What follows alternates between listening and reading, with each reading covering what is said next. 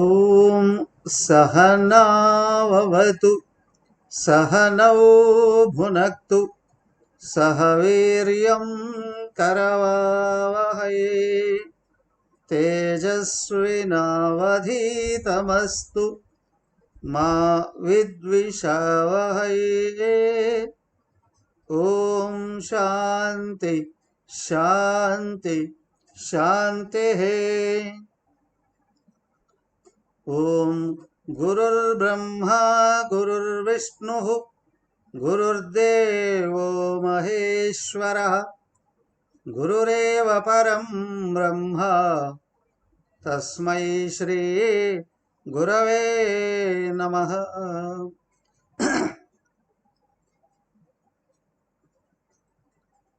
ఓం పార్థాయ ప్రతిబోధితాం భగవతా నారాయణేన స్వయం వ్యాసేన గ్రథితాం పురాణమునినా మధ్యే మహాభారతం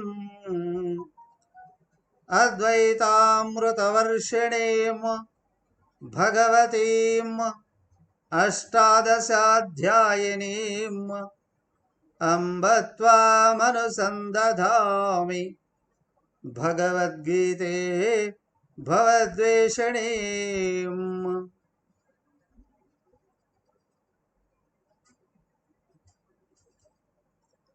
హరి ఓం.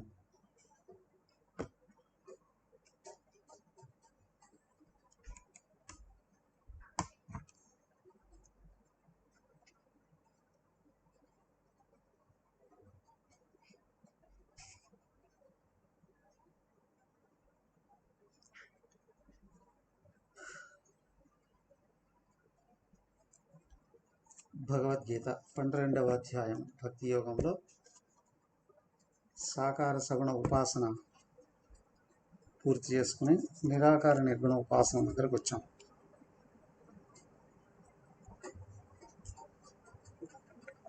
చూడండి ఒకసారి 13వ శ్లోకం చూడండి,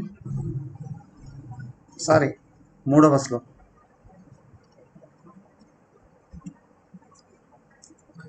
ఏ త్వక్షరమనిర్దేశ్యం అవ్యక్తం పర్యుపాసతే సర్వత్ర గమచింత్యం చ కూటస్థమచలం ధ్రువం.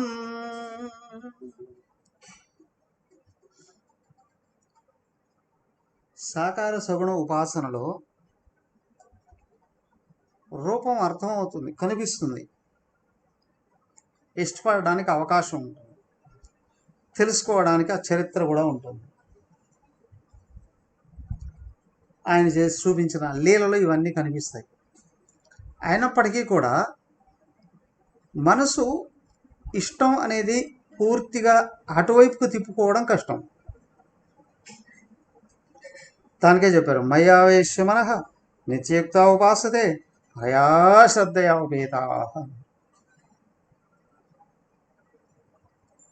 ఒకే రూపాన్నే ఇష్టపడడం ఎప్పుడు వీలవుతుంది ఇది? ఒకవేళ ప్రపంచం అంతా చీకొట్టేస్తే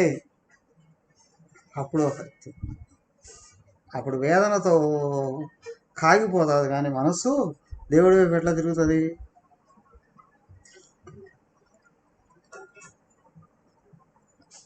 ఒకవేళ తిరిగినా ఎక్కువసేపు నిలబెట్టుకోవడం కష్టం. రెండోది, మరి ఇంకెలాంటప్పుడయ్యా అనేక జన్మలలో చేసినటువంటి సాధన ఫలంగా ప్రపంచం యొక్క అశాశ్వతత్వం, జడత్వం, దుఃఖస్వరూపం అర్థం అయితేనే మనసు ప్రపంచం నుండి వెనక్కి వస్తుంది. సో కాబట్టి ఏంటి అని అంటే సాకార సగుణ ఉపాసనలో కూడా ప్రపంచం గురించి పరమాత్మ గురించి బాగా తెలియాలి. ఇది ఒక ఎత్తు. కానీ నిరాకార నిర్గుణ ఉపాసన దగ్గరకు వచ్చేటప్పటికి ఇది ఇంకా పైన ఉన్నటువంటిది. ఒక మాటలో చెప్పాలిరా అంటే చివరిదైనటువంటిది. ఇక్కడ విషయం ఏమర్థం కావాలయ్యా అంటే అసలు బీజమే ఏమిటి అని అంటే నిరాకార నిర్గుణ ఉపాసనలో బీజం ఏంటి అంటే నేను దేహం కాదు ఆత్మను అనేటువంటిది మొదట బీజం పడాలి.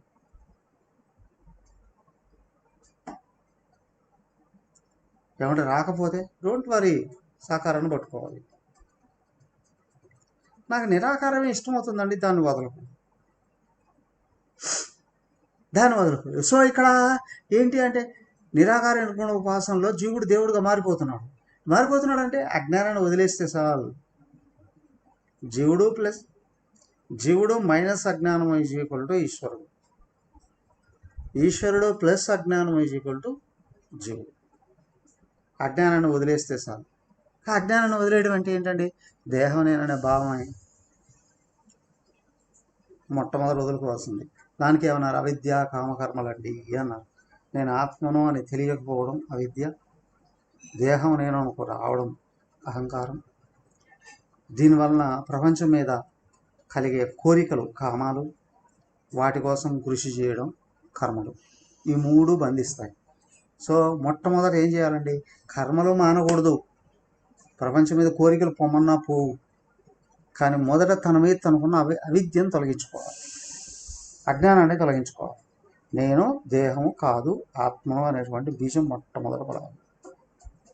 అప్పుడు నిరాకార నిర్గుణ స్వరూపమైనటువంటి పరమాత్మ అర్థం కావడం అనేటువంటిది స్టార్ట్ అవుతుంది. ఏంటి? అక్షరం. క్షరమైనది ఏంటి అయ్యా? ఈ ప్రపంచంలో కనిపించేటువంటి ప్రపంచం ఏంటయ్యా? బ్రహ్మాండం యావత్తు నిరంతరం మార్పు.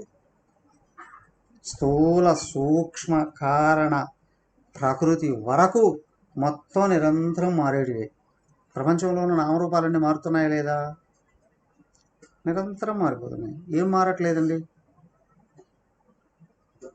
ఆ బాక్టీరియా దగ్గర నుండి అప్పుడు చూడండి, సంవత్సరం కాలేదు ఈ కరోనా వచ్చేప్పుడు 3 రూపాలు దాల్చారు, 3 సార్లు మార్పులు చెందింది, 3 రూపాంతరాలు చెంది. ఏమయ్యా మిగతావన్నీ? బాక్టీరియా ఎన్ని రకాలు ఉన్నాయో, లక్షల రకాలు బాక్టీరియా. అంత మారుతుంది, ఎప్పుడు మారుతుంది. సరేనండి, భూమి మీద కనిపించి తిరిగేటువంటి చిన్న చిన్న ఇన్సెక్ట్స్ ఎన్ని రకాలు ఉంటాయి, అవన్నీ మారుతున్నాయి? అవి ఎటు మారిపోతాయండి? చీమలు, దోమలు, పురుగులు, క్రిములు, కీటకాలు మారుతున్నాయా? మారుతాయండి. గడ్డి, గాదం, తీగలు, మొక్కలు, వృక్షాలు మారుతున్నాయి లేదా? నిరంతరం మారిపోతూ ఉన్నాయి. అనగా పక్షులు, పశువులు మారుతున్నాయి లేదా? మారిపోతుంది. సరేనండి, మరి మానవులు అట్లా చూస్తూ ఉండగానే అప్పుడే పుట్టాడండి, 1 కిలో ఉంటాడు, 2 కిలోలు ఉంటాడు, 3 కిలోలు ఉంటాడు. 10 ఏళ్ళు చూసేటప్పటికి ఇంత పెద్ద బ్యాగ్ వేసుకొని పరిగెత్తుకుంటూ వెళ్తూ ఉంటాడు స్కూల్కి. Busy busy busy busy busy. అవునా? ఇంకో 10 ఏళ్ళు వచ్చేటప్పటికి పరుగులు పరుగులు పరుగులు పరుగులు, జాబ్ జాబ్ జాబ్ జాబ్, పని పని పని పని. ఇంకో 10 ఏళ్ళు వచ్చేటప్పటికి ఇంకా ఎక్కువ పరుగులు. ఏంటంటే భార్యను పోషించాలి, పిల్లలను పోషించాలి, తల్లిదండ్రులను పోషించాలి. ఓ ఇంకా ఇంకా ఇంకా ఇంకా బిజీ బిజీ బిజీ. ఇలాగా జీవితం మారిపోతూ ఉంది. 50 ఏళ్ళు దాటేటప్పటికి ఇంకేముందిలే అండి, అయిపోయింది హాఫ్ సెంచరీ. ఓహో, ఫుల్ సెంచరీ ఉంటావా? అవునా? సినిమా విషయంలో ఏదో కొత్త ప్రోగ్రాం స్టార్ట్ చేసినట్టున్నారు. ఏంటి? వచ్చావు, పని అయిపోయింది, రిటర్న్ వెళ్ళడానికి ప్రిపేర్ అవుతున్నావా లేదా? రిటర్న్ వెళ్ళడానికి ప్రిపేర్ అవుతున్నావా లేదా? ఇంటి నుండి బయటకు వెళ్ళాడంటే పొలానికి వెళ్ళనియండి, చేపలు పడడానికి సముద్రానికి వెళ్ళినా, లేకపోతే ఏదో జాబ్ కోసం ఆఫీస్కి వెళ్ళినా ఎప్పుడెప్పుడా ఇంటికి వెళ్ళిపోవాలా, తిరిగి వెళ్ళిపోవాలా అని చూస్తూ ఉంటాడు. అలాగే ఈ భూమి మీదకి వచ్చిన వాడు తిరిగి వెళ్ళిపోవడానికి ప్రయత్నం చేయాలా లేదా? అవునా? అదే కదండి ఆశ్చర్యము అని అన్నాడు అక్కడ యక్షుడు ప్రశ్న అడిగితే ధర్మరాజు చెప్పాడు కదా, పోయేవాళ్ళు పోతూనే ఉంటారు, చూసేవాళ్ళు మేము ఎప్పటికి ఇక్కడే ఉంటాం అనుకుంటారండి, ఇంతకంటే ఆశ్చర్యం ఏముందండి అని. అలాగా రిటర్న్ వెళ్ళాలి, ప్రిపేర్ అయిపో. ఏమని? ఎక్కడికి వెళ్ళాలి, ఎలా వెళ్ళాలి అని ప్రిపేర్ అయిపోవాయిగా, ప్రిపేర్ అయిపోవాయిగా కదా. 60 దాటింది అని అంటే రెడీగా ఉన్నానండి అనుకున్నవాడు ఉన్నాడే. ఎక్కడికి వెళ్ళాలి అనుకుంటే ఎక్కడికి వెళ్తాడు. స్వర్గానికి వెళ్ళాలి అని అనుకుంటే స్వర్గానికి వెళ్ళాలి. షష్టి పూర్తి అయిపోయింది, నేను వదిలేశానండి, బాకీమైన బాధ్యతల్ని వదిలేసాను. రెడీ అనుకున్నాడా, ఎక్కడికి వెళ్ళాలనుకుంటే స్వర్గానికి వెళ్ళచ్చు, పితృలోకానికి వెళ్ళచ్చు, వైకుంఠానికి వెళ్ళచ్చు కావాలి అనుకుంటే కదా. మరి ఎలా అండి? మనసును రెడీ చేసుకోగలగాలి. ఎక్కడికి వెళ్ళాలి అనుకుంటున్నాడో అక్కడ విషయాల గురించి బాగా తెలుసుకొని, వెళ్ళే మార్గాన్ని గురించి తెలుసుకొని, కావలసినటువంటి అదే టికెట్, వీసా అదేంటండి సంపాదించుకోవాల్సిన జ్ఞానము, పుణ్యమో ఏదో భక్తి జ్ఞానాలు పెంపొందింపు చేసుకో కదా. ఎనీహౌ ఏమండి, ఇక్కడి నుంచి అక్కడికి వెళ్ళాము, మరి అక్కడ శాశ్వతమా? ఆ లోకాలు కూడా ఈ లోకాలతో పోలిస్తే ఆ లోకాలు కొంచెం ఎక్కువ రోజులు ఉండొచ్చునేమో, అవి కూడా అశాశ్వతాలే. స్వర్గలోకం అండి, ఇక్కడ 1 సంవత్సరం, అక్కడ 1 రోజు అండి, అవునా? అలాంటివే ఆ పక్కన ఉన్నటువంటి పితృలోకము, గంధర్వలోకం, యక్షలోకం, కిన్నెర, కింపురుష ఉన్నాయండి. అవన్నీ కూడా ఇంకా చెప్పిన మాట వినకపోతే ఆ కిందికి పాతాళలోకం, నాగలోకం, ఇంకా చాలా చాలా చాలా చాలా ఉన్నాయి కింద. అతల వితల సుతల రసాతల తలాతల పాతాళ లోకాలు, కింద 7 లోకాలు ఉన్నాయి. ఎక్కడికైనా సరే నీ అర్హతను బట్టి అక్కడికి వెళ్ళిపోతూనే ఉంటావు, కానీ ప్రిపేర్గా ఎనీహౌ ఇదిగో కనిపించే నామరూపాలన్నీ ఇవన్నీ భూలోకంలో అయితే స్థూలమైన రూపాలు, పైకెడితే స్వర్గాది లోకాల నుండి సూక్ష్మమైన రూపాలు. అక్కడ కేవలం సూక్ష్మ శరీరాలే గోచరిస్తూ వ్యవహరిస్తూ ఉంటాయి. ఈ దేహం ఇక్కడే రాలిపోతుంది కదా. సూక్ష్మ లోకాలు, ఆ లోకాలు శాశ్వతమా అండి? అవి కూడా శాశ్వతమే. ఏమైంది, బ్రహ్మదేవుడికి నిద్ర వచ్చింది అంటే మొత్తం సర్వలోకాలు కనిపించకుండా పోతాయి, కారణ శరీరంలో. బ్రహ్మదేవుడికి ఆయుష్ అయిపోయిందండి, అప్పుడే కారణ శరీరం కూడా వెళ్ళి పరమాత్మలో కలిసిపోయింది కదా. సో కాబట్టి ఏమిటి అనంటే, ఇదిగో యావత్తు బ్రహ్మాండము క్షరమే. కాకపోతే ఈ మార్పు ఒక్కొక్క చోట ఒక్కొక్క రకంగా ఉంటుంది. చీమలు, క్రిములు, కీటకాలతో పోల్చుకుంటే మనిషికి ఎలా ఉంటుందో, మనిషితో పోల్చుకుంటే దేవతలు కూడా అలాగే. కానీ సర్వనామ రూపాలు మార్పు చెందాయి. కారణ శరీరం కూడా మారుతుందా లేదా? నిరంతరం మారుతూ ఉంటుంది. కానీ కారణ శరీరం కూడా చచ్చిపోతుందా లేదా? వెళ్ళిపోతుంది. కారణ శరీరం అజ్ఞాన రూపం, జ్ఞానం వస్తే అది కూడా కరిగిపోతుంది, అన్నీ పోయాడు. మరి వెళ్ళంది ఏంటండి? నేను అనేది ఒక్కటే. దేహంతో తాదాత్మ్యం చెందిన నేనేమో అహంకారం, అది ఎప్పుడు పోతూనే ఉంటుంది. ఏ తాదాత్మ్యము లేనటువంటి నేనేమో అది స్థిరం, అక్షరం. ఎవరయ్యా? నేను మాత్రమే అక్షరం, నాది అనబడేది యావత్ అక్షరం.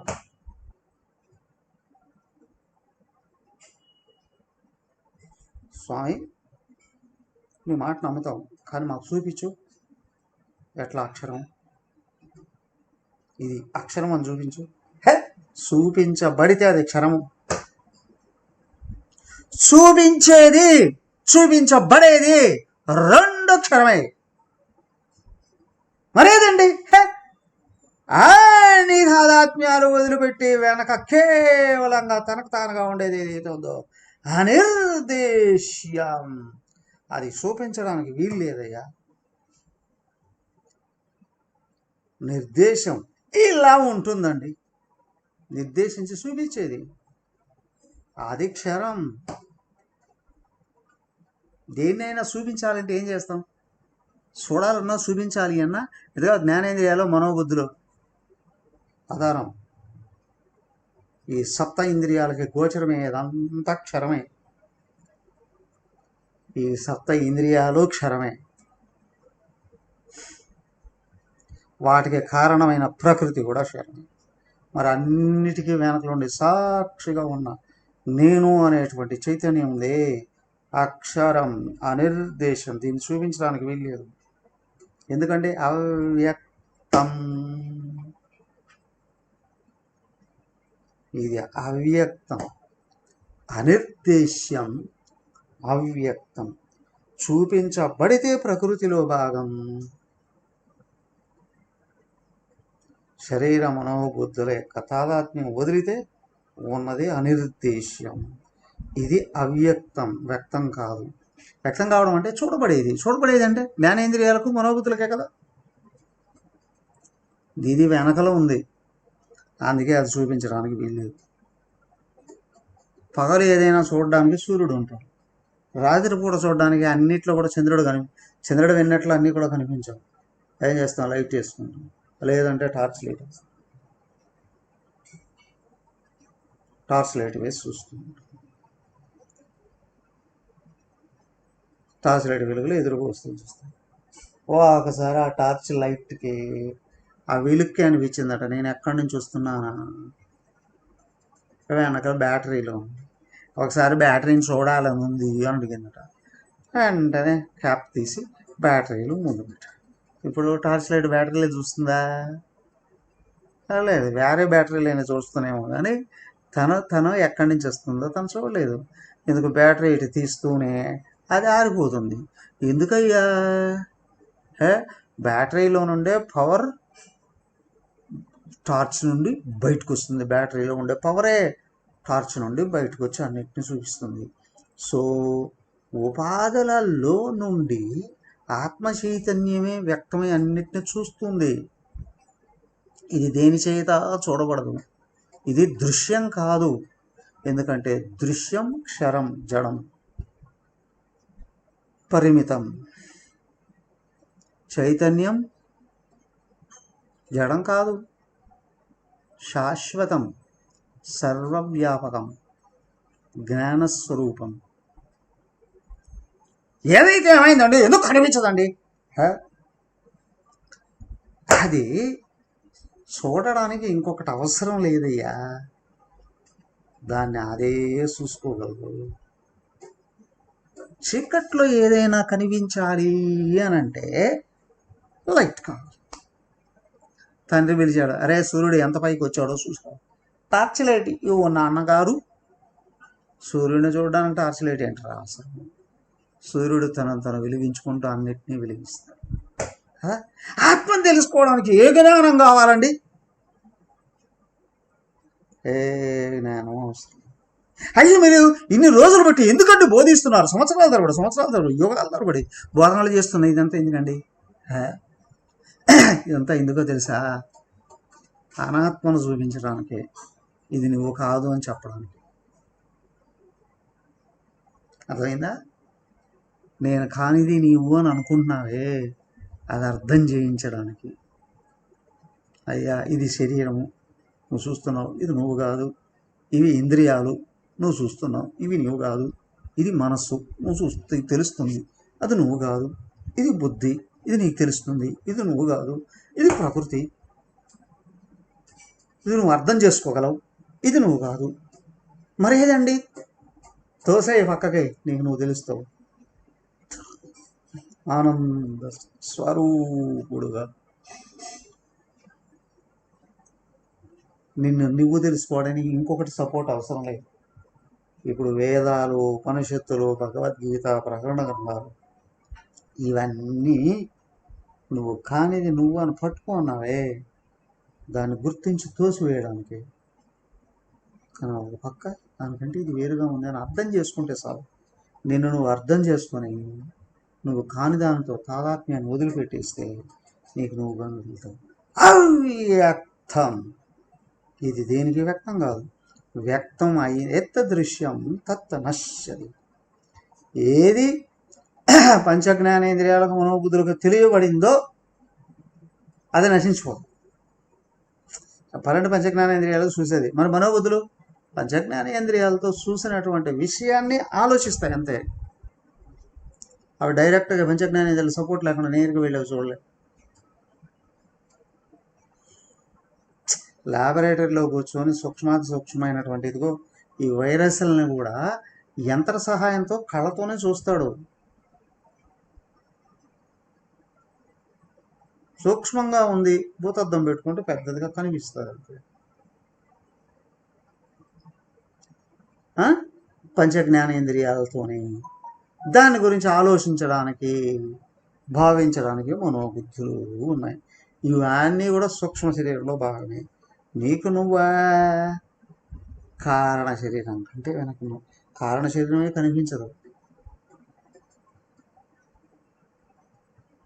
ఆవులు ఇస్తే ప్రేవులు లెక్క పెడతాను అని, ప్రేవులు లెక్క పెట్టడానికి ఆవలించాల్సిన అవసరం లేదు. అందరికి ఉన్నది రెండే, పెద్ద ప్రేవు, చిన్న ప్రేవు. మరి ఏంటండి ఈ సామెత ఏంటండి? అంటే ఆవలించడం అంటే నోరు తెరవడం అని, నోరు తెరవడం అంటే మాట్లాడడం అని. నువ్వు మాట్లాడితే చాలు నీ సంస్కారాలు ఏంటో మేము చెప్పేస్తాము అని అనడం. నీ స్నేహితులు ఎలాంటి వాళ్ళు చెప్పు, నీ జీవిత చరిత్ర రాసేస్తాను అని. అది తెలుసుకోండి, నీ భావాలు తెలుసుకోవడానికి. కానీ నువ్వు నోరు తెరవకపోతే మౌనం పండిత లక్షణం. నోరు తెరవకుండా వచ్చింటే అబ్బాయి ఎంత పండితుడు అని అనుకోవడానికి అవకాశం ఉంది కదా. కానీ నువ్వేంటో నీకు తెలియదా? నీ సంస్కారాలు నీకు తెలుస్తాయా లేదా? నీ స్వభావం నీకు తెలుసా లేదా? కించిత్ జ్ఞానం ఉన్నా నీ స్వభావం నీకు అర్థమవుతుంది కదా. సో కాబట్టి ఏంటంటే నీ కారణ శరీరం ఎలాంటిదో నువ్వు గుర్తించవచ్చు, నువ్వు తెలుసుకోవచ్చు. ఎందుకయ్యా అంటే దానికి కూడా నువ్వు వెనకలు ఉన్నావు. నువ్వు గుర్తించవచ్చు. నువ్వు గురు ఆశీర్షులతో, భగవంతుడి అనుగ్రహంతో, శాస్త్ర సహాయంతో సంస్కారాలను కరిగించేసేసుకోవచ్చు, మార్చేసుకోవచ్చు, కరిగించేసేసుకోవచ్చు కదా. అవన్నీ నీకంటే ముందు ఉన్నటువంటి వాటికి కూడా నువ్వు వెనకలు. మనోబుద్ధులకి వెనకలు ఉంది, ఈ ఇంద్రియాలకు వెనకల మనోబుద్ధులు ఉన్నాయి, మనోబుద్ధులకు వెనకల ప్రకృతి ఉంది, ప్రకృతికి కూడా వెనకలను ఉంది. నేను ఈ శరీరంలో మనసు ఉందా? మనస్సులో శరీరం ఉందా?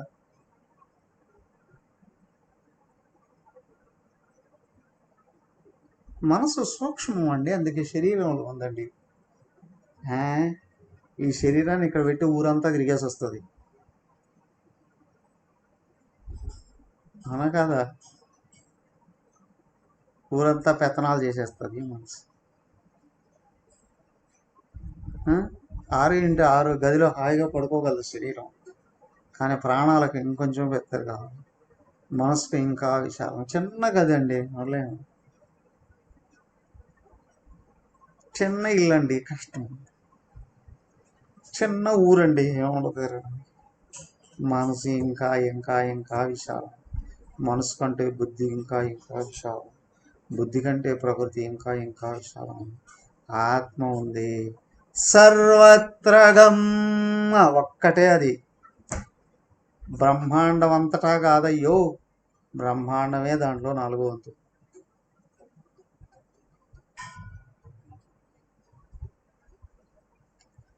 అసలైన నేనులో బ్రహ్మాండమే ఇంత పిసరంత ఉందండి.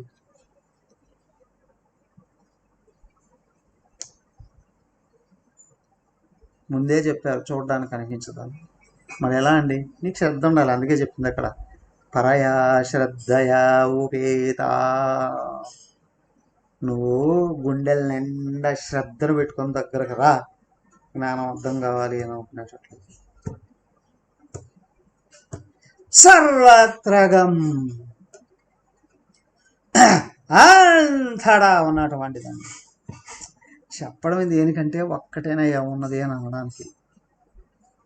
అంతటా అంటే ఎక్కడి నుంచి ఎక్కడ దాకా తెలుసుకుంటే చస్తావు. ఇదంతా భ్రమలో నుండి పుట్టిందే.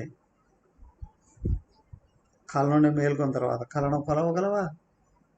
నువ్వు జ్ఞానంలోకి మేలుకున్న తర్వాత ఇది కూడా ఒక కళే. ఏది కొలవాల్సిన అవసరం లేదు, ఇదంతా మనసే. మనసుకు హ్యాపీ ఎక్కడుంది ప్రపంచం చూద్దు. అవునా? జిన్ని తీసుకు బాటిల్లో పెట్టి క్యాప్ వేసేసాడండి, దాంట్లో ఇరికిపోయిందండి కదా. ఈ మనసే పెద్ద జిన్ని, భూతం. క్లోజ్ చేయి, క్యాప్ అయ్యి, నువ్వే మిగులుతావు. సో కాబట్టి సర్వత్రగం తడా ఉన్నాడు వాడదండి.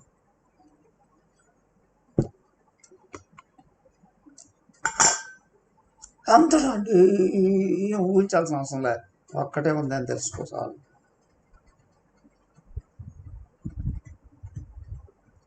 ఊహకు అందట్లేదండి, నీ మొహం ఊహే పెద్ద భ్రమ. ఊహలకు తాళమై నువ్వు మిగులుతావు. ఏమంటే కనీసం మనసుతో ఆయన ధ్యానించచ్చా? హే, అచింత్యంచ, చింతించబడింది అంటే పంచభూతాత్మికమైనటువంటిది. స్థూలమైన భూతాలు లేదా సూక్ష్మమైన భూతాలు. స్థూలమైన భూతాలు అయితే పంచభూతాలు, సూక్ష్మమైన భూతాలు అయితే పంచతన్మాత్రలు. ఈ భూలోకం దీని కింద ఉన్నటువంటి స్థూలమైనటువంటి, దీనికంటే పైన ఉన్నటువంటి సూక్ష్మమైనటువంటి పంచతన్మాత్రలతో ఏర్పడ్డాయి. ఇంతెందుకయ్యా, ఈ శరీరం స్థూలమైన పంచభూతాలు, మరి లోపల ఉన్న సూక్ష్మ శరీరం సూక్ష్మమైన పంచభూతాలు, పంచతన్మాత్రలతో ఏర్పడిందేగా. ఇవంతా పంచ జ్ఞానేంద్రియాలకు తెలియబడేదేగా, అక్కడ తెలుసుకుందేగా ఈ మనసు నిరంతరం కోరుకుంటూ ఉండేది, అక్కడ తెలుసుకున్నదేగా ఈ బుద్ధి నిరంతరం విచారణ చేసేది. సో కాబట్టి నువ్వు చింతన చేసిన ఆత్మకు దూరం అవుతావు. మరేం చేయాలండి? నువ్వు నిజంగా ఆత్మలో కూర్చోవాలి అనుకుంటే ఏం చేయాలి? చింతన చేసినా అందుకోలేవు. చింతన ఆపయ్యా, ఉన్నది నువ్వే. Easy. Achintyam, please keep quiet, close your mind, then realize yourself as an all. హబు మనసుని. ఒక్క విషయం, శరీరం మనసును ఆపగలదా?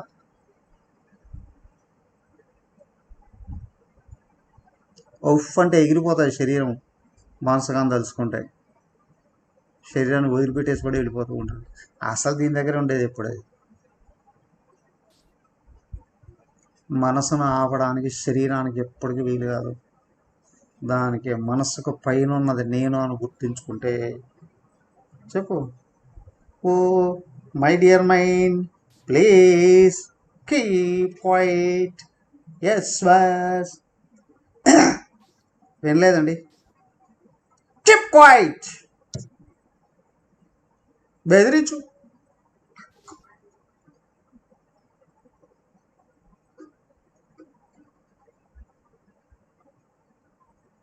అనుకూలంగా ఉందా? నెమ్మదిగా చెప్పు.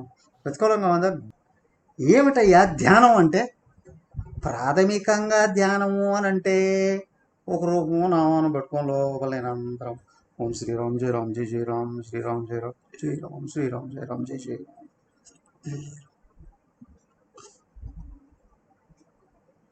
ఏ రూపాన్ని చూస్తూ నామం ఆపడం, నామాన్ని వింటూ రూపం అనుకోవడం ప్రాక్టీస్ చేస్తున్నాం. ఇదంతా మార్గమే. నేను అట్లా కూర్చున్నానంటే ధ్యానంలో 4 గంటలు కూర్చుంటానండి. ఏమనాలి తెలుసా అండి? సోమరపోతల సంఘానికి ప్రెసిడెంట్ చేయాలి. బొడుతాయి ఎస్కేటిస్ట్. గురుదేవులు అంటారు, పావుగంట చేయగలిగితే చాలు ధ్యానం. దాంట్లో నువ్వు 2 నిమిషాలు కాదు, 1 నిమిషం మనసులో కలిగిన చాలు. ఏమయ్యా నిజమైన ధ్యానం? అంతసేపు చేయలేవయ్యా. నువ్వు ప్రాక్టీస్ చేసుకో ఒక అరగంట 4 గంట. కానీ నిలబడడం ధ్యానం అంటేనే విషయం మన మనసులో ఆలోచనలే లేకపోవడం అంటే మనసే లేదు, దాని తను నశింప చేసుకోవడం. అచింత్యం ఏమిటయ్యా ధ్యానం? ఆపు మనసుని. నేను ఆత్మనాన్ని గుర్తిస్తే మై డియర్ మైండ్ కి క్వైట్ ఆగిపోతుంది. అదే అచింత్యం. కూటస్థం. కూటం అంటే దాగలి అంటారు. కంసాలి దాగలి మీద అనేక రకాలుగా ఆభరణాలు తయారు చేస్తుంటారు. ముడి బంగారాన్ని తీసుకొని ఆభరణాలను తయారు చేస్తుంటారు. దాగలి ఒక దిమ్మె, ఇనుప దిమ్మె, దాని మీద కదులుతూ ఉంటాయి. రోడ్డు మీద వాహనాలు కాదు. నేను అనేది ఏదైతే ఉందో దీని మీదనే 3 ఉపాధులు కదులుతున్నాయి. కూటస్థం. ఇది ఉపాధులకన్నిటికీ ఆధారమైంది. నేను అనేది ఆధారం. నేను ఉంటేనే శరీరం లేస్తుంది, నేను ఉంటేనే శరీరం కదులుతుంది, నేను ఉంటేనే ఆలోచనలు కదులుతాయి, నేను ఉంటేనే ఆకర్షణలు ఉంటాయి, నేను ఉంటేనే బుద్ధి తెలుసుకుంటుంది, నేను ఉంటేనే బుద్ధి విచారణ చేస్తుంది. నేను అనేది 3ంటికి ఆధారం. కూటస్థం. ఆచలం. దీనికి చలనం లేదండి. జడమా? ఆచలం చలనరహితమైనటువంటిది. అంటే అంతటా నిండి ఉన్నది.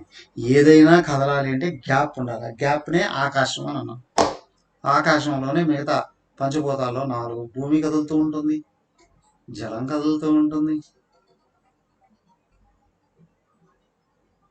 నీరు ఆవిరిగా, ఆవిరి మేఘాలుగా, మేఘాలు వర్షంగా, వర్షం మళ్ళీ కాలువలు, నదులుగా, నదులు సముద్రంగా, సముద్రం మళ్ళీ ఆవిరి, జలము కదులుతూ ఉంటుంది, అగ్ని కదులుతూ ఉంటుంది. సూర్య చంద్రుల రూపంలో అగ్ని కదులుతూ ఉంటుంది. వాయువు భూ సర్వత్రగ మహాన్ వాయువు. ఇది కూడా ఆకాశాన్ని దాటి ఏవి వెళ్ళలేవండి. ఆకాశం ఎక్కడుందండి? ఆకాశం ఎక్కడుంది? మనస్సులో ఉందండి. మనస్సే మాయ అండి, త్రిగుణాత్మిక మాయా మనస్సు అండి. ఆకాశం మనస్సులో ఉంది కాబట్టి మనస్సు కదిలితేనే ఆకాశం ఉన్నట్టు తెలుస్తుంది. మనస్సు క్లోజ్ అయితే ఆకాశంతో సహా పంచభూతాలు ఏముండవు. కాబట్టి ఏమిటయ్యా? ఆకాశానికి కూడా మూలం మనస్సు. మనసు కలుగుతుంది కదా. వా బాబు మనసు కలుగుతున్నారంటావా? దాని స్వభావమే చంచలం. ఎప్పుడు కదలడమే. అది ఉంది అంటే కదులుతూనే ఉంటుంది. వాళ్ళు లేచాడా ఇల్లంతా గోలగోల గోలగోల గోలగోలండి. అవునవును, మనసు కూడా లేచిందా? గోల గోల గోల గోల కదులుతూనే ఉంటుంది, కదులుతూనే. మరి బుద్ధి కదిలితే కదా తెలుసుకునేది. జ్ఞానేంద్రియాలతో మనస్సు కలిస్తే కోరికలు, జ్ఞానేంద్రియాలతో బుద్ధి కలిస్తే జ్ఞానం. ఇది కూడా కదులుతుంది. ఆచలం. సూక్ష్మంగా గుణాల రూపంలో ప్రకృతి కూడా కదులుతుంది. ఆత్మ ఆచలం. ప్రకృతి కదలికల్ని గుణాలు అన్నారు. గుణాల రూపంలో మనోబుద్ధులు కదులుతున్నాయి. మనోబుద్ధులు కదలికలు స్థూలమైతే శరీరేంద్రియ ప్రాణాలుగా రూపాంతరం చెందుతున్నాయి. ఇవన్నీ కదలేటివే, ఎందుకంటే ఇక అవకాశం ఉంది కదలడానికి. కానీ ఆత్మ కదలడానికి గ్యాప్ లేదు. ఎందుకు? పంచభూతాల ప్రకృతితో సహా పరమాత్మలో ఈ మూలో అలాగా కలుగుతుంది. సముద్రం లాలల్లాగా ఆడన్న సముద్రం అంతా ఉంటాయి. దీంట్లో 4 వంతే ప్రకృతి అంతా కూడా. అచలం. ఆత్మ కదలదండి.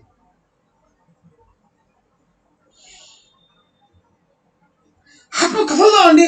అంతటా ఉంది అది విషయం. అన్ని దాంట్లోనే ఉన్నాయి. ఆత్మ లేని చోటే లేదయ్యా. ఏదైనా ఉన్నది అంటే అది ఆత్మలో ఉండాల్సింది. ఆత్మ దాటి ఏది లేదు.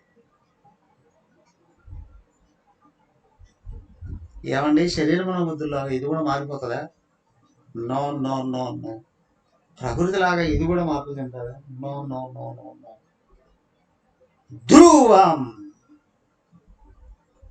ఎప్పటికీ స్థిరంగా ఉంటుంది. ఇది ఒక్కటే. ఏమండి, ఎందుకు మారదండి? ఎందుకు మారదా? మార్పు చెందాలి అంటే రూపం ఉండాలి, లేదా గుణమైనా ఉండాలి. రూపం పుట్టింది, మారుతూ మారుతూ మారుతూ మారుతూ మరణంలో కలిసిపో. గుణం గుణం అన్నప్పుడు దానికి ఒక రకమైన స్వభావం. తీపండి, ఉప్పు దగ్గరికి వెళ్ళేటప్పటికి ఇది ఆగిపోతుంది. ఉపదనం అండి, కారం దగ్గరికి వెళ్ళేటప్పటికి ఆగిపోతుంది.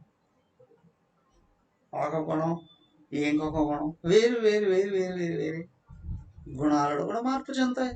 అంతేనా అండి? గుణాలు అంటే వర్ణాలు, రంగులు. సో గుణాలు సూక్ష్మ క్వాలిటీస్, ఇవి కూడా మారిపోతాయి. రాక్షసత్వం మార్పు చెంది స్వార్థంగా మారచ్చు, స్వార్థం మార్పు చెంది నిస్వార్థంగా మారచ్చు, నిస్వార్థం ప్రేమయంగా మారచ్చు. కానీ ఆత్మ మారదు. ఎందుకంటే మార్పు చెందడానికి ఏమీ లేదంట. పరిమితమైంది కాదు అది. రూపంలోనూ పరిమితం లేదు, గుణంలోనూ పరిమితం లేదు. వాటిన్నిటికీ అతీతమైనటువంటిది. కాబట్టి ఆత్మ మార్పే చెందదు. ఆచలం ధ్రువం, ఎప్పటికీ అనంతం అని అన్నారు అక్కడ. దానికే అంతటా ఉంది, ఎప్పుడూ ఉంటుంది. మార్పులే చెందదు, అప్పటికి ఒకే విధంగా. ఇదండి నిరాకారం. అర్థమైందా? అది నువ్వే అయ్యావు, మర్చిపోకు. సరే, అది నేనే అంటే నాకేమీ తెలియలేదు, మర్చిపోయావు. సరే, ఇప్పుడు మేలుకున్నా కదా, ఈ మెలకు నిలబెట్టుకో చూద్దాం. మళ్ళీ దేహం నేననే భావన రాని. క్లాస్ ఉన్నంత వరకు కష్టంగా అయినా నిలబెట్టుకోవచ్చు. క్లాసులు అయిపోవడంతో మళ్ళీ అస్సలు భూతం మళ్ళీ వేస్తుంది. దాన్ని స్లోగా కరిగించే, దాన్ని లేకుండా చెయ్యి. ఎలాగా? ఇదిగో ఇది విధానం చూడండి. సంనియమ్యేంద్రియ గ్రామం సర్వత్ర సమబుద్ధయః తే ప్రాప్నువంతి మామేవ సర్వభూతహితే రతాః. ఇదిగోండి ఇట్లాగా. ఎలా? ఇంద్రియ గ్రామం సంనియమ్య. ఇంద్రియ గ్రామం, గ్రామం అంటే విలేజ్ కదా. విలేజ్ అంటే కొన్ని గ్రహాల సముదాయం. దాన్ని మళ్ళీ అపార్ట్మెంట్ అనొచ్చు. ఇది సమూహం కదా. కొన్ని అనేక ఇళ్ళు ఒక చోట కలిసి ఉంటే దాన్ని గ్రామం అంటారు. ప్రార్థన స్థలం, కంట్రీ అని. కంట్రీ అంటే దేశం అని కాదు, గ్రామం కూడా ఓ చిన్న గ్రామం. అలాగే ఇంద్రియాలు కూడా మనిషికి ఒక గ్రామం ఉన్నాయట. అదేంటండి? పంచకర్మేంద్రియాలు, పంచ జ్ఞానేంద్రియాలు, అంతరింద్రియాలు. 1, 2, 14, తర్వాత 5 ప్రాణాలు, 5 అన్ని ఏం చేయాలి ఇప్పుడు? సంనియమ్య ఇంద్రియ గ్రామం. అవి ఎప్పుడు పట్టుదప్పి దొంగ పశువులాగా వెళ్ళి విషయాల్లో పడకూడదు. విషయ వ్యామోహం ఉన్నంత వరకు ఆత్మ అర్థం కూడా కాదు. విషయ వ్యామోహం తగ్గే కొద్దీ ఆత్మ అర్థం అవుతుంది.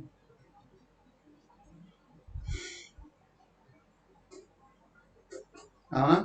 జనరల్గా సినిమాల్లో చూడండి, ఎమోషన్స్ని పండిస్తే,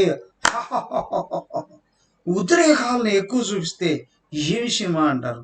ఏమంటది? అజ్ఞానమా జ్ఞానమా? ఎమోషన్స్ పరివర్తన చెంది కరిగిపోతే ఔన్నత్యం, సాత్వికం.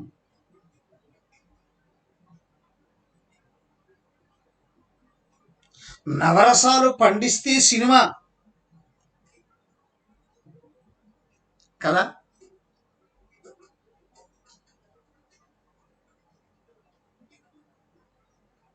పంట పండితే కోసేస్తారు కదా.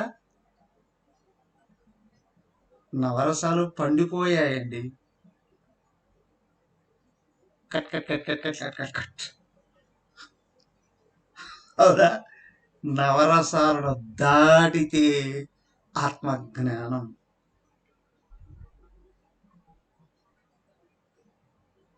నవరసాలు వ్యక్తం చేస్తే ఎంటర్టైన్మెంట్. నవరసాలను అధిగమిస్తే దివ్య జ్ఞానం. సో ఈ రసాలలో పడి కొట్టుకుపోతాయి ఇంద్రియాలు, వాటిని రక్షించుకో. సంవనియమ్య, నవరసాల్లో పడి కొట్టుకోకుండా చూసుకో. సర్వత్ర సమబుద్ధాయ. అయ్యా, నేను నిజంగా ఏటికే ఆకర్షించబడనండి. మరి నేను పుట్టి బుద్ధి ఎరిగినప్పటి నుండి ఎవరి కోసం ఎవరికి అన్యాయం చేయలేదండి, ఎవరికి బాధలు కలిగించేదండి, ఎక్కడ ఏది ఇతరుల వసత్తు ఆశించలేదండి. అయినా అందరూ నన్ను అన్యాయం చేస్తున్నారండి, కష్టపెడుతున్నారండి. నీకంటే వాడే నయం. నిరంతరం ఏడు కోటు మొహం వేసుకుని నీకు జ్ఞానంలోకి నువ్వు వస్తున్నాను రా అంటే లోపల చింత విలాపరహితం అని అన్నారు అక్కడ. సర్వత్ర సమబుద్ధయ. నీకు ఎలా ద్వంద్వాలు ప్రపంచంలో ఎలాంటివి ఎదిరినప్పుడు కూడా నిమస్కరంగా ఉంచుకో, చలించకు. నిగ్రహించుకోవడం ఒక ఎత్తు, పరుగులు తీయకుండా. అవునా? బయట నుండి దాడి చేసినప్పుడు పట్టుకోవడం ఒక ఎత్తు, ఇది ఇంకా ఎక్కువైంది. పోనీయకుండా పట్టుకోవడం ఒక ఎత్తు అయితే, బయట నుంచి ఎదురుదాడి జరిగినప్పుడు చలించకుండా నిగ్రహించుకోవడం ఇంకా గొప్పది. ప్రపంచం నుండి ఎలాంటి ద్వంద్వాలు నీకు ఎదురైనప్పటికీ కూడా నువ్వు చెల్లించుకోవడం నిలబడగలిగితే సర్వత్ర సమబుద్ధయ తే ప్రాప్నువంతి మామేవ. వాళ్ళని చేరుకుంటారు. ఇదిగో అయ్యో అంటే ఏ విధమైనటువంటి చెడు పనులు చేయకుండా, ఎలాంటి పరిస్థితులు వచ్చినా ఆశ్రయించనివ్వకుండా, అంటే రాయిలాగా బతకాలా? ఆహా, దానికి ఆయన చివరిగా అట్లా విసిరేశాడు అసలైన విషయం. సర్వభూత హితే రతాః. నీవు నిరాకార నిర్గుణ ఉపాసనలో ఆత్మతత్వాన్ని అందుకోవాలి అనుకుంటే ఈ దేహం ఉన్నంత వరకు సర్వజీవరాశులకు మేలు కోరుకో, చేతనైనంత చెయ్యి.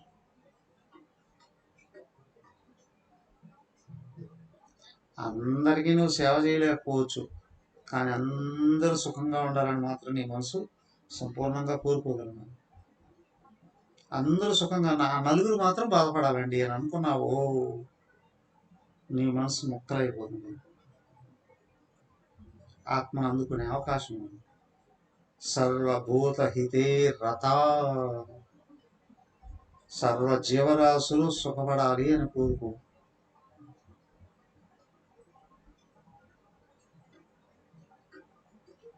మనస్ఫూర్తిగా. ఎందుకు?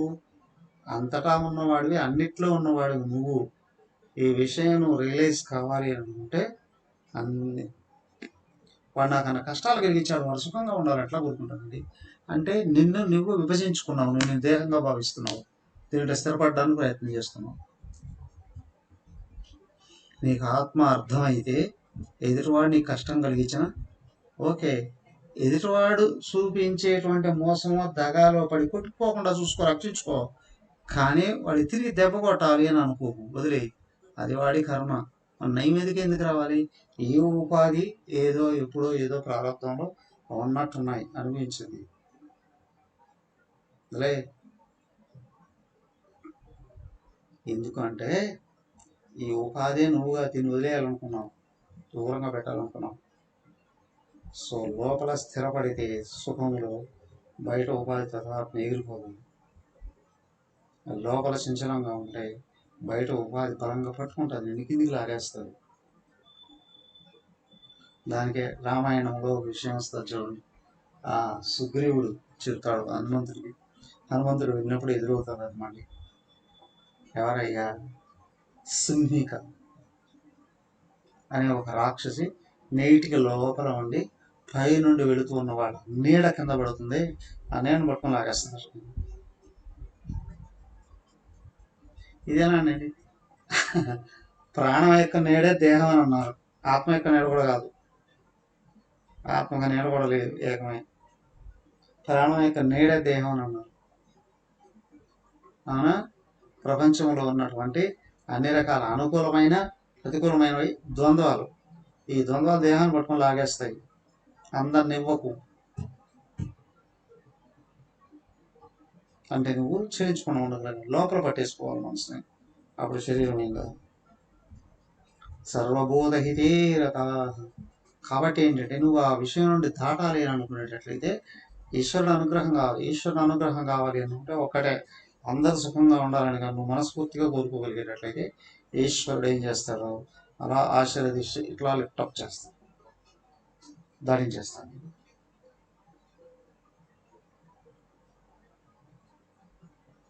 సర్వబోధహితేరత. ఈ 3 లక్షణాలు కావాలండి. నీ ఉపాధులతో విషయాల్లోకి పరుగులు తీయకుండా, తప్పు చేయకుండా రక్షించుకో. బయట నుండి ఎలాంటి ద్వంద్వాలు ఎదురైనప్పటికీ కూడా చెలించనివ్వకుండా నిగ్రహించుకో. అయినా ఒకటి, దేహం ఉన్నంత వరకు అందరూ సుఖంగా ఉండాలని కోరుకొని చేయగలిగింది చెయ్యి. నువ్వు తప్పనిసరిగా ఆత్మతత్వం అన్నమాట. నిరాకార నిర్గుణతత్వం 3 లక్షణాలే. బాగా ఆలోచించరండి. రేపు మళ్ళీ ఇంకో కొంచెం దీన్ని చర్చించుకొని ముందుకు ఎలా వెళ్ళామో ప్రయత్నం చేద్దాం. అది ఓం సర్వే భవంతు సుఖినః, సర్వే సంతు నిరామయాః, సర్వే భద్రాణి పశ్యంతు, మా కశ్చిద్ దుఃఖభాగ్ భవేత్. ఓం శాంతి శాంతి శాంతి. హరి ఓం. శ్రీ గురుభ్యో నమః. హరి ఓం.